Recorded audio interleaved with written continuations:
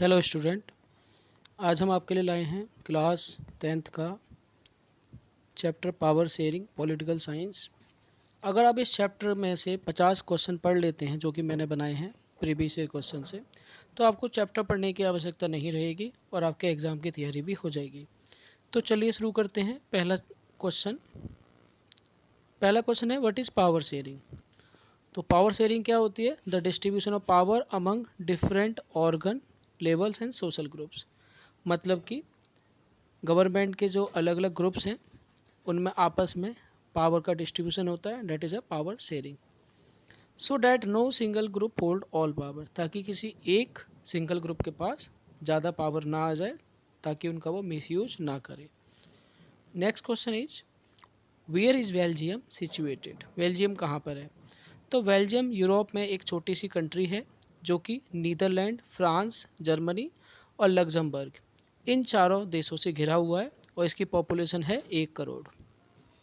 अगला सवाल, name the 3 language community of Belgium. Belgium में कौन कौन सी कम्युनिटी हैं? एक है डच स्पीकिंग कम्युनिटी, एक है फ्रेंच स्पीकिंग कम्युनिटी और एक है जर्मन स्पीकिंग कम्युनिटी। और डच स्पीकिंग कम्युनिटी 59% है, फ्रेंच स्पीकिंग 40% है और जर्मन स्पीकिंग 1% है। ये सवाल काफ़ी इंपॉर्टेंट है, पूछा जाता है कई बार। What is the special position of Brussels. Brussels जो बेल्जियम की कैपिटल है, वहाँ पे 80% लोग फ्रेंच बोलते हैं और 20% डच बोलते हैं। और the reverse of the countries pattern, यानी यहाँ पे फ्रेंच लोग ज़्यादा हैं, डच कम है, लेकिन पूरे देश में डच ज़्यादा है और फ्रेंच कम है। जैसे कि आप ऊपर देखेंगे, डच ज़्यादा है, फ्रेंच कम है, लेकिन कैपिटल में फ्रेंच ज़्यादा है, डच कम है।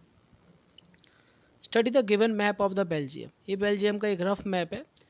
And which region is Dutch speaking and where does the German speaking. तो जो ऊपर वाला रीजन है वो है northern region, that is Flemish region. वहाँ पे डच रीजन है, यानी कि वहाँ पे डच लोग हैं 59%। और नीचे जो साउथ रीजन है इसको बोलते हैं वेलोनिया, वो है फ्रेंच रीजन 40%। ठीक है। और ब्रूसेल्स में मैं आपको बता चुका हूँ। Flemish region in the north and the Wallonia in the south. Why is Brussels important for Europe. Europe के लिए इम्पोर्टेंट क्यों है ब्रूसेल्स? क्योंकि ब्रूसेल्स में यूरोपियन यूनियन का हेडक्वार्टर बना हुआ है। What is majoritarianism. मेजोरिटेरियनिज्म क्या है? मेजोरिटेरियनिज्म ये कहता है कि किसी भी देश में वही कम्युनिटी का शासन होना चाहिए जो कि सबसे ज़्यादा अमाउंट में है। The believe that the majority community should rule the country as it wishes disregarding the wishes that need of the minority. Minority माइनॉरिटी कुछ भी कहे लेकिन मेजोरिटी जो चाहे वो कर सकती है, जैसे कि Saudi Arab. Give the social composition of Sri Lanka. Sri Lanka में सोशल कंपोजिशन क्या है? समाज में कौन कौन से लोग रहते हैं? तो वहाँ पे जो भाषा बोली जाती है, Sinhala speakers that is 74%, Tamil speaker that is 18%, यानी कि जो श्रीलंकल तमिल हैं वो 13%, और जो इंडियन तमिल्स हैं 5% और 7% वहाँ पे क्रिश्चियन है जो कि बोथ तमिल और सिन्हाला बोलते हैं। नाउ क्वेश्चन नंबर 9,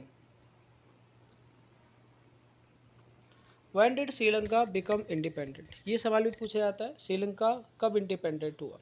1948 में। हमारा देश 1947 में हुआ, श्रीलंका 1 साल बाद।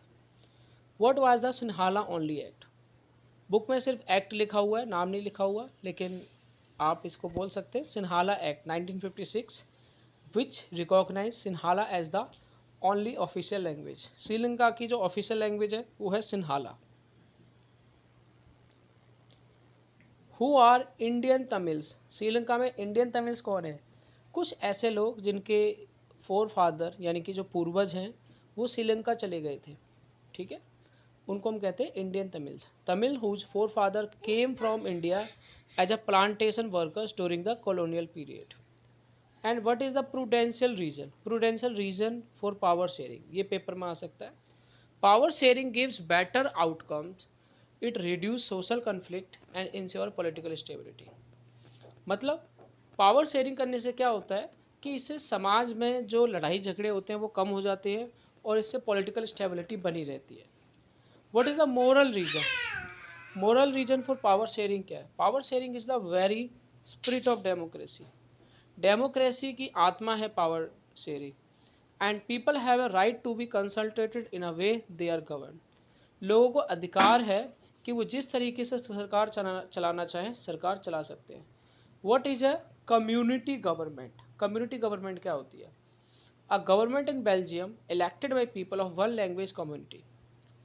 सिर्फ एक कम्युनिटी की गवर्नमेंट को हम कहते हैं community government. It has power over culture, education and language related matter. इसके पास सिर्फ कल्चर को लेके, शिक्षा को लेके और लैंग्वेज को लेके अधिकार होते हैं कानून बनाने के लिए। What is horizontal distribution of power? Now what is horizontal?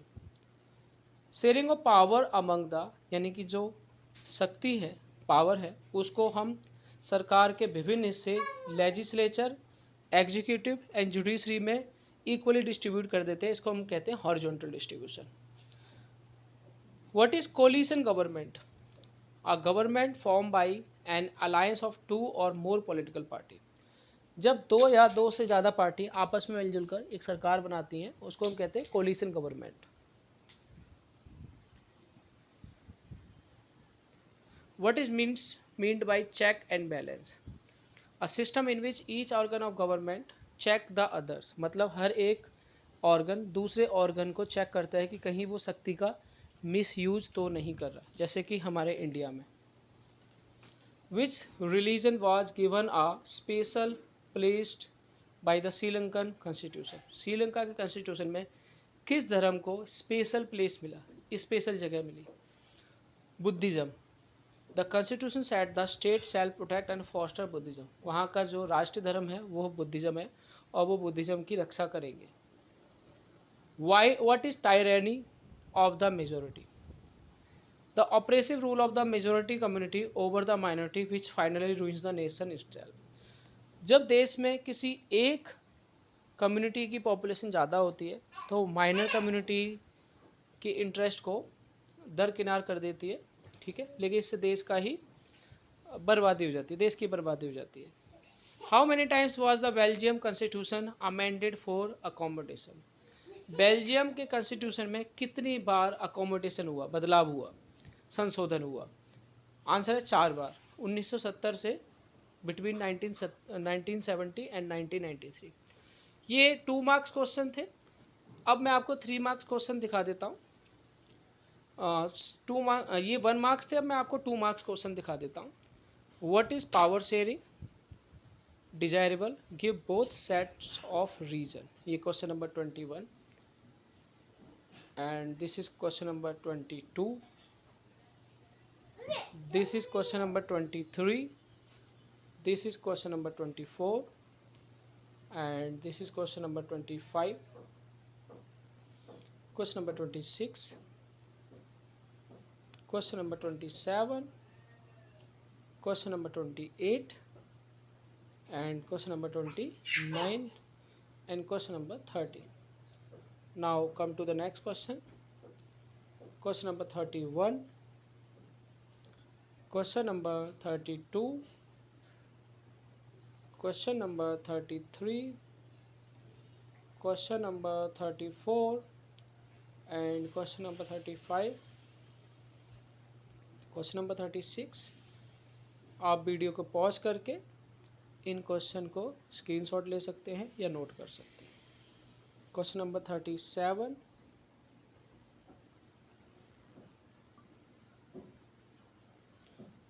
And question number 38,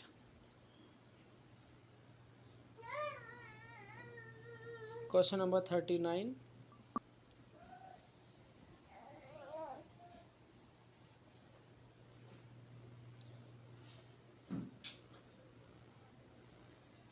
question number 39,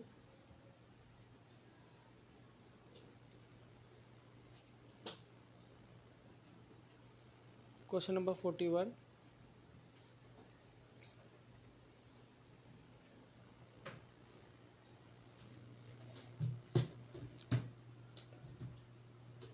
question number 42,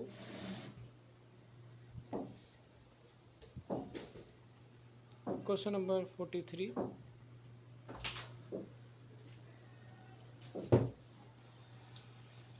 question number 44,